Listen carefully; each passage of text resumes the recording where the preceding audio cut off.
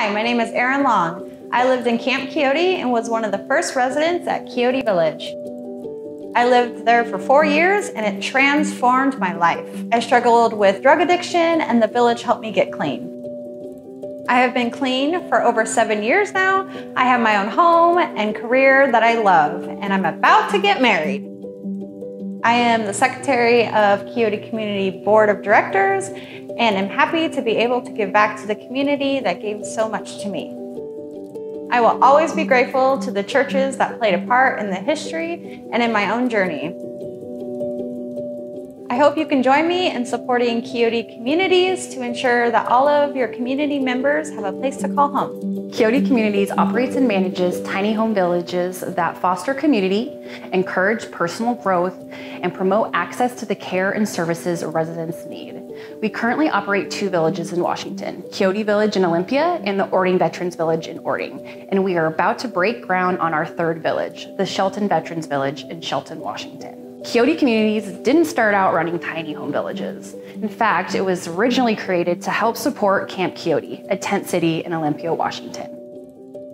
In the months before the camp started, I was working for an organization called Bread and Roses in Olympia, and we had a homeless advocacy center. We started organizing between advocates and Evergreen students and folks who were on the streets to create a tent city in Olympia.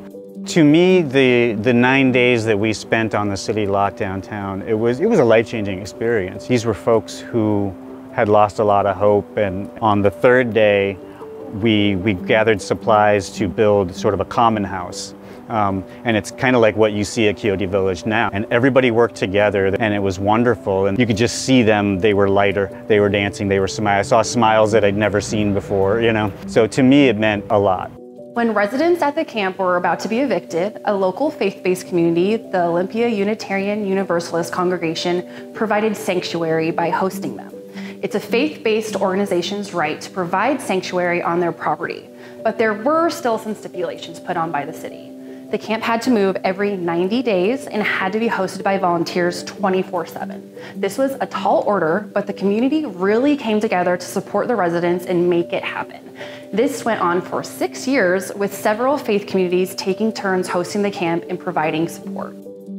The founders of Camp Quixote hoped to find land and build more dignified, permanent homes for themselves.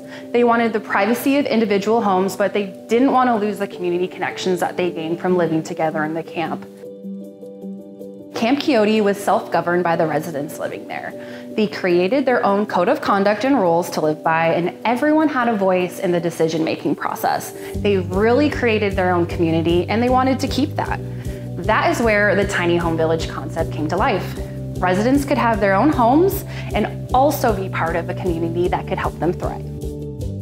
In 2013, after a lot of hard work and community support, Coyote Village was born. Coyote Village has 30 permanent tiny homes and a large community center with full-time caseworkers, access to free social services, and a shared kitchen and other facilities.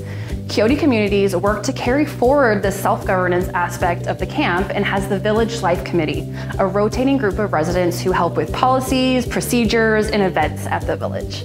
And above all, residents at Coyote Village are no longer homeless. Between 2013 and 2022, Quixote Communities has helped more than 100 of our unhomed neighbors transform their lives by providing them access to safe and affordable housing.